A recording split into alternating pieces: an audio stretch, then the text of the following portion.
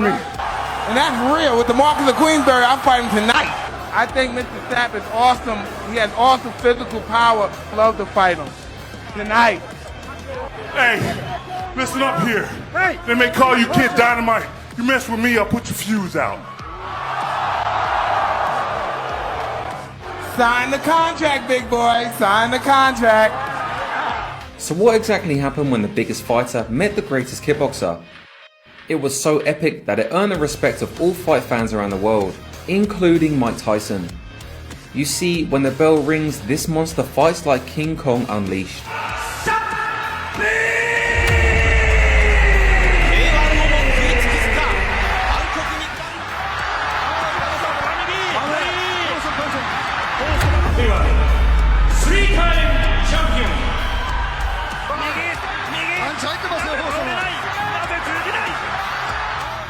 Before their first fight, Ernesto Hoost thought that there's no way Bob Sapp could beat him. I'm sure he's not gonna hit me, you know, that's the thing. I mean, of course he's strong and so, but he cannot fight, he cannot box. I think that's all it is. He's not a fighter, he's a player. I'm sure he never felt what's a low kick. You don't know what it is, you don't know that pain. Then we'll see how it's gonna work, how he's gonna cope with that. Normally I'm not gonna lose this fight, no way. But if you know about the fight game, then you know that the impossible is always possible.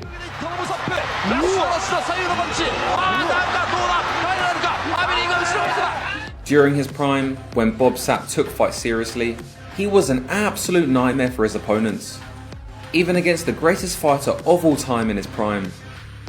His first few opponents got absolutely mauled. With only a few fights, Sapp became Japan's biggest celebrity. He was an enormous superstar in Japan. Yeah. Enormous. He's just so big. His fucking shoulders were cartoonish. It was like the big boss in a Mike Tyson Punch-Out, video game. He was so big. Sapp was feared by everyone in the ring, but outside of the ring, the fans loved the charismatic giant. 375 with abs. Jesus. What are you? What is this new type of human being? Yeah. He's so big. Biggest human being I've ever seen in my life. He was a spectacle in every sense of the word. Inside of the ring, like King Kong, Sapp can go berserk and completely overwhelm his opponent. While he was incredible, he was not invincible. A nut shot was the best way to take him down, but it wasn't the only way.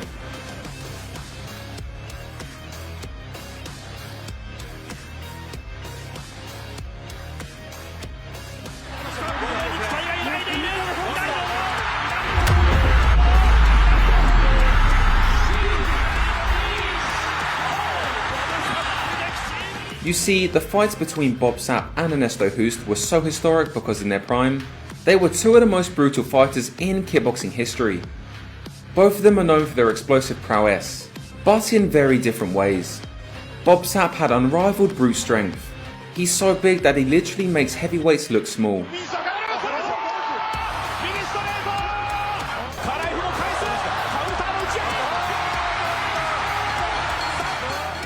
I hit him with my weakest punch, but it was okay for today.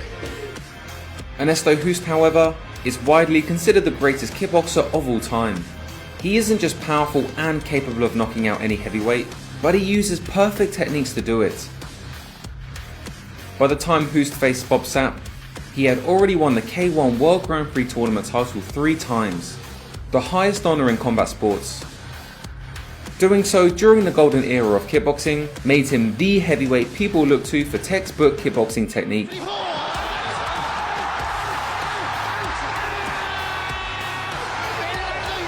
These legendary fights were the ultimate test of strength versus skill, and that's why the results were talked about for decades to come. Now, if you still don't know who they are and missed out on the golden era of Japanese combat sports, you are in for an absolute treat. Coming from a professional football background, Bob Sapp is the biggest fighter of all time, and despite his size, he was super athletic. He could shove any heavyweight in the world into the corner, and even if his punches didn't have good technique, if it hits someone, they can go down at any time. Bob Sapp was one of the first guys that exploded on the scene that had a lot of athleticism. Bob Sapp became so famous that after he knocked out the UFC title contender Kimo Leopoldo, even Mike Tyson wanted to fight him. I'm fighting tonight, the Marcus of Queensberry. Mike Tyson, the beast is coming for you, baby. Anything can happen when he was in the ring, and the referees couldn't even do anything about it. Once he goes on a rampage, no one can stop him.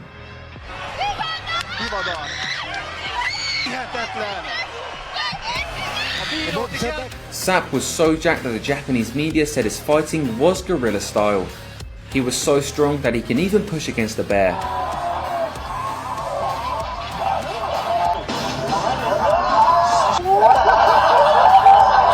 In his first kickboxing fight, he swarmed the opponent and dropped a downward elbow followed by a grounded knee, which of course is super illegal. But his opponent got up like a warrior, and when he did, the beast swarmed him again and dropped uppercuts when the opponent was already grounded. This led to mayhem in the ring, where even the referee couldn't stop the fight and the cornermen had to get involved. Many of his fights went like this.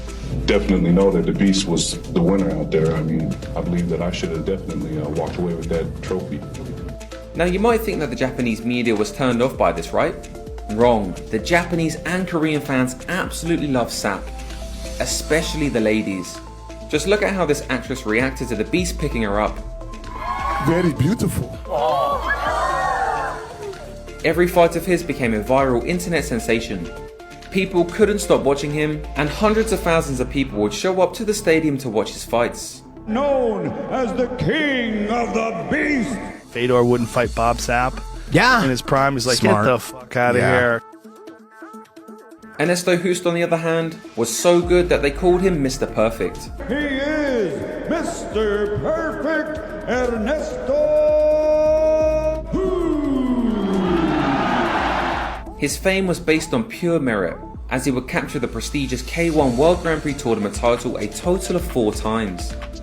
Perhaps the most historic title was his 4th and final title, which is what you'll see in this video. When Hoost fought Sapp, he was still in his prime and capable of defeating any of the best kickboxers in the world. Prior to the meeting with the Beast, he was on a spectacular 11-fight win streak and a 21-1 record in the last 3 years. He was a powerhouse technician, and he had spectacular punching combinations that led to low kicks. These combinations were terrifying and beautiful at the same time. People all over the world still model how he punches into low kicks to this day. Against heavyweights his size, he would fight flawlessly and overwhelm them with tactical pressure and clean strikes.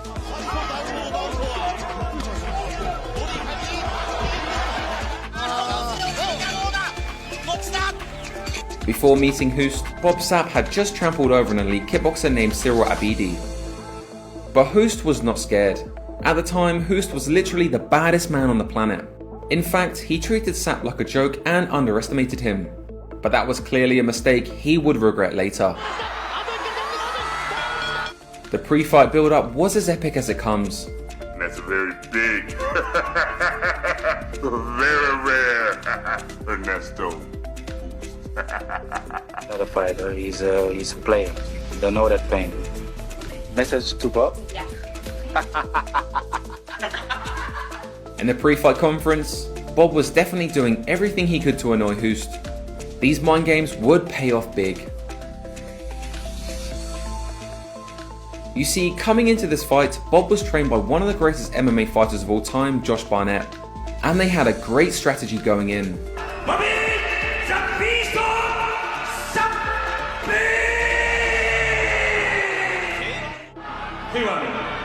Three-time champion.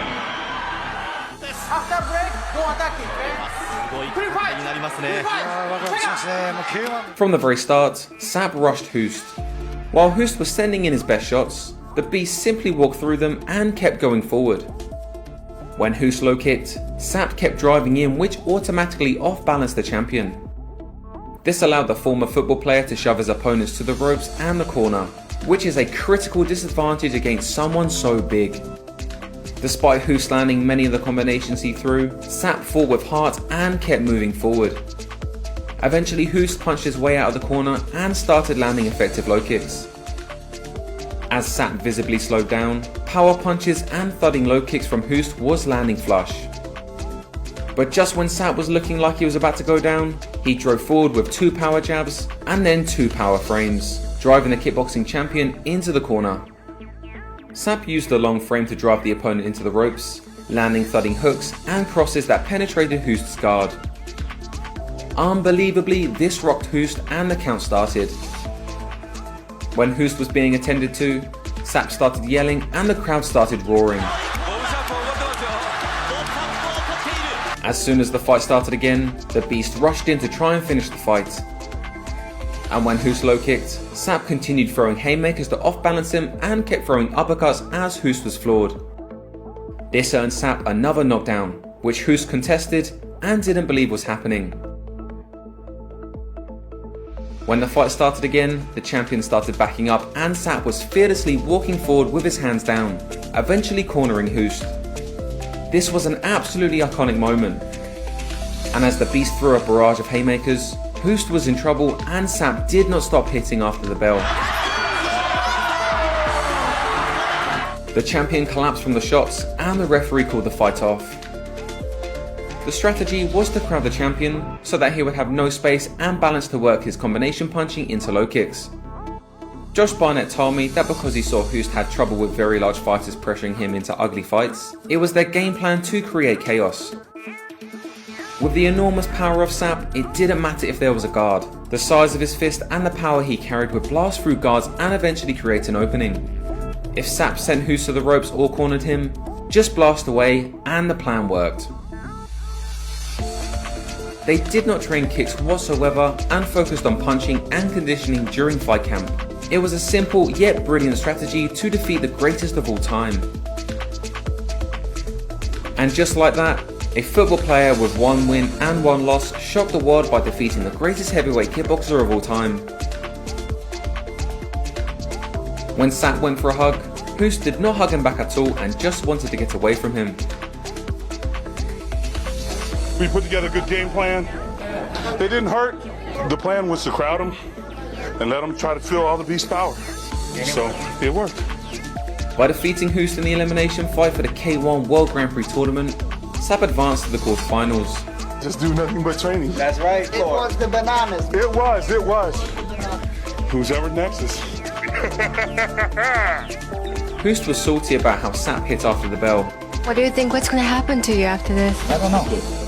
A big will, but now I depend on K1. You don't want to fight him again, do you? I don't care. But for me, he's not a.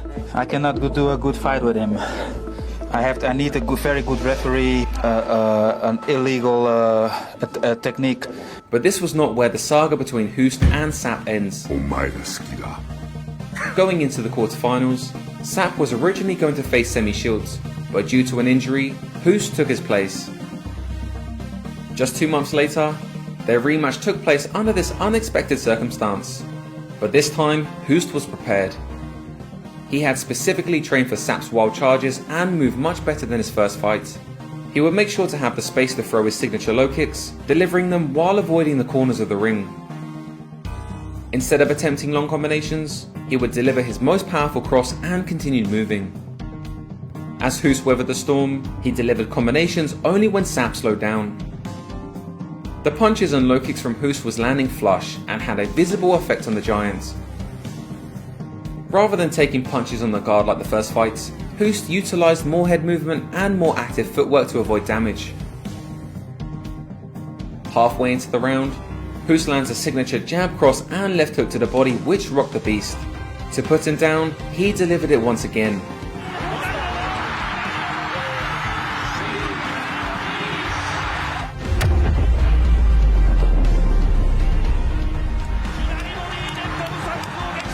Sapp could have given up right here, but he showed tremendous heart and kept going. He did his best to charge and shove Hoost, but the onslaught continued. The Beast no longer looked invincible after Hoost dominated the round. When round 2 began, Sapp knew better than to give Hoost any space to work at all, so he charged immediately.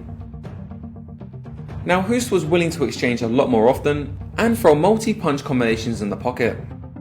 This allowed Sapp to once again charge effectively and swing against Hoost's guard, whether it was on the ropes or in the centre of the ring. Hoost decided to continue trading shots and hunt the left hook to the body in the pocket, but now Sapp started to block the body shot attempt and threw back a thudding left hook of his own to Hoost's head every time. The second time it happened, Sapp landed an all-out left hook as Hoost was transitioning into his right hook. This completely disrupted the stance and balance of Hoost, which allowed Sapp to deliver a perfect right hook to send his great opponent to the ground. When Hoost got up, Sapp went full gorilla mode. Now Sapp was able to frame and throw repeated haymakers, but Hoost continued to fight back, and even rocked the beast once again to the body. Just when it looks like Sapp was about to give up, he landed several big uppercuts which put Hoost on the ropes and then the corner. Once he did, Sapp went full gorilla mode again, with the brutal barrage of punches landing on Hoost. The referee saw enough and ended the fight. This was a brilliant fight from Sapp, but quite a bit of controversy surrounds the decision. Why? Because Ernesto Hoost was not finished. He never went down from the barrage of brutal punches. He could have continued fighting. It was clear that the Japanese promoters wanted Sapp to win and keep advancing in the tournament, and Hoost knew it was bullshit. So naturally, when Sapp went to hug him, Hoost exited the ring right away. Ironically, Hoost was completely fine after the fight, and it was Sapp who couldn't continue in the tournament due to his broken ribs from the liver shot. So on the same night, instead of Sapp advancing in the K1 Grand Prix tournament, Hoost was the one who continued fighting. You would not believe what happens next. When Hoost advanced to the semi-finals an hour later, he faced the legend Ray Sefo. Hoost would return to fighting perfectly, landing beautiful low kick setups with perfect distance management. The only thing Sefo landed was 2 body shots, and the rest was all Hoost. After being hit with 6 low kicks, Sefo tried to throw one of his own, and Hoost checked it flawlessly with his knee. The knee block was precisely placed on Sefo's lower shin, and he could not stand up in time to continue the fight. And just like that, missed the perfect advance to the Grand Prix finals. In the finals, Hoost would face the French kickboxing legend Jerome Le Banner.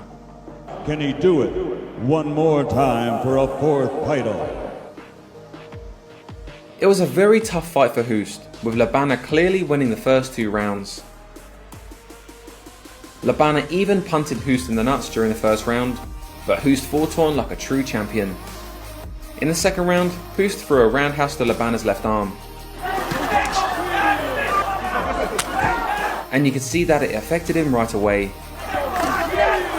He tried to jab Hoost while taking the full force of the rear roundhouse with his other arm, which is something you're never supposed to do against a powerful kicker. The exact same sequence would happen again in the third round, but this time Le Banner's arm couldn't take any more, and the referee rightfully counted it as a knockdown. Knowing that Le Banner's arm is now damaged, Hoost fired the rear roundhouse one more time as Le Banner tried to jab once again. This again counted as a knockdown, but there was no giving up in Le Banner until one last roundhouse ended the fight.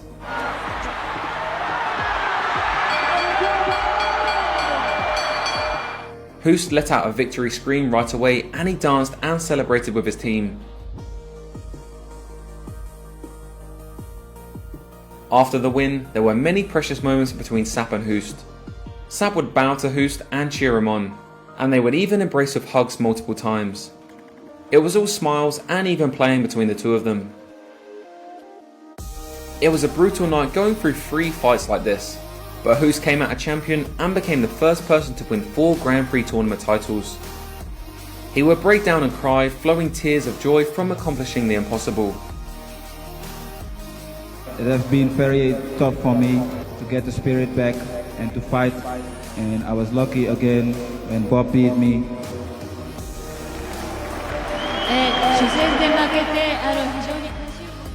A year later, Hoost would continue his feud with Bob Sapp in professional wrestling. The show would let Hoost defeat Sapp by delivering a slap and a schoolboy pin. They would never truly meet in the ring again, but these historic events taught us important lessons. That is, when extreme size and athleticism is backed by a brilliant team and game plan, it can defeat the most skilled fighters in the world. However, just because Sapp beat the most skilled fighter in the world does not take anything away from him. Far too many people do not notice the brilliance of effective strategy from Sapp and attribute his wins against Hoost due to pure size. This does neither fighters justice. In Sapp's corner were some of the most battle-tested fighters and coaches of all time. And no matter how great a fighter is, no one should ever underestimate that when attributes are combined with heart. Yes, Bob Sapp became notorious for throwing fights later on in his career, but at this time in history, when he was surrounded by great fighters and fought with a fighter's heart, he was one of the best in the world.